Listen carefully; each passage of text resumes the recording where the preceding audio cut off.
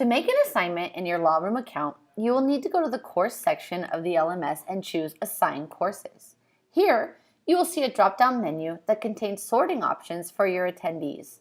The first drop-down menu options are Attendees, Locations, and Groups.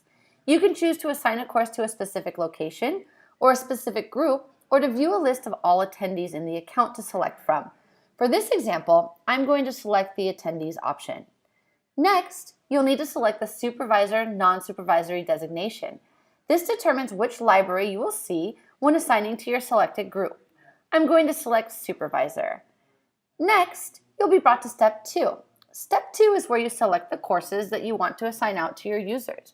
You can select a single course or multiple courses to be assigned at one time. If you have questions about any of the courses available, you can select the blue question mark icon next to the course name, and a new window will open with the course content and course purpose information, as well as the course duration and recommended audience, and also a link to the outline of the training. If you scroll down, you can see that there are several courses for you to utilize. For this example, I will select the 405 Checkpoint Data Security and Privacy course by clicking the box next to the course name. Once you have selected your course, scroll down to the bottom of this page and select Step 3. Step 3 is where you will select the attendees that will be receiving this assignment. You'll notice on this screen there are several different icons alerting you about the different statuses for each attendee. You'll notice that there are users with a blue person icon next to their name. This indicates that users are already using a license, meaning that they have been assigned a course previously and are currently taking up a license in this membership. You will also notice that there are several users with a green person icon next to their name. This indicates that they have not yet been assigned a course, and this course assignment will be their first in this membership, and they will take up a new license.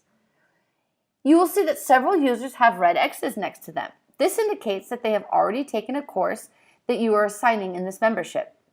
To reassign that course to a user, you will need to select the red X and turn it into a green check mark. If you wanted to reassign the course to all users with red X's, you can select the green checkbox with the yellow background at the top, and it will automatically update all users to be reassigned the course.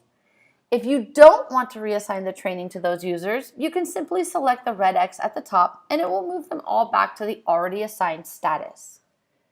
If you want to deselect all users, you can select the empty box at the top of the screen, and it will deselect everyone. If you just want to cherry pick and select a few users, you can select their names individually, or you can select them all with the green check mark icon at the top. Over on the right side, you will see that it tells you your current license count and how many users are new to a seat with this current assignment as you have it selected.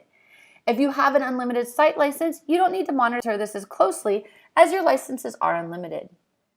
Down below, you can see more information about your assignment, including how many assignments you will be sending out, how many people on your full list will not be getting an assignment, how many reassignments, and how many people have already been assigned this course in your current membership. As you make changes to the box on the left, these numbers will change. Step 4 is where you select the start and due date for the assignment. The start date is any date that you select on the calendar. If you select a future date, such as the 30th, the invite will go out to users at 8 a.m. Pacific Standard Time on that date.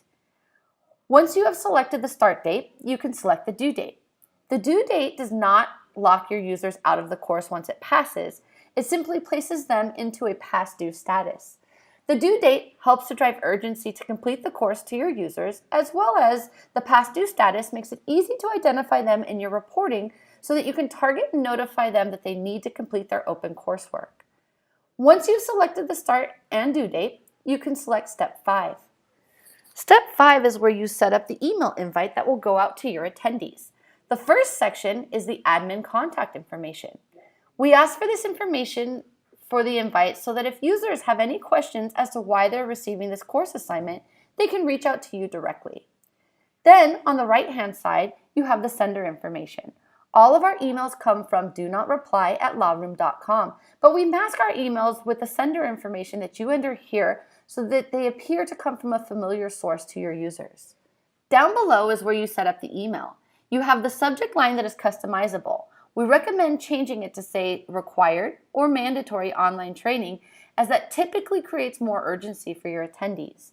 You then have the ability to include an optional note of up to 1,000 characters. This can really be whatever you want. However, we do recommend putting clarifying information about the course assignment and possibly about your partnership with EVERFI. If we type "this is a test" here and select preview email, you can see exactly what the email template will look like prior to you sending. At the top, there's a due date. Below that will show the user's first and last name, followed by your optional message and a message from us letting them know that the training is self-paced. Right below that, you have the Begin Training button, which is a tokenized link for your user. It is a unique link to them that cannot be shared. This link is only active for 2 weeks, so after the 2-week time period, the user will either need to log in manually to their account or they will need to receive an reminder with a new link in it. Below the tokenized link will be a listing of the course or courses that they are assigned, along with the dates that they are due. Lastly, it has your internal contact information in case users have questions and our contact link for our technical support team. If everything looks good with the template, close it out when you're ready to confirm your assignment. Select the Confirm Assigned button. Once you have selected the Confirm Assigned button, the system will double check with you to make sure that it's really what you want to do. And if it's good to go, you can select OK, and the assignments will go out within a half hour of when you select that option, keeping in mind that if you've selected a future date, the assignment will not be made until that date. Your assignment is now complete.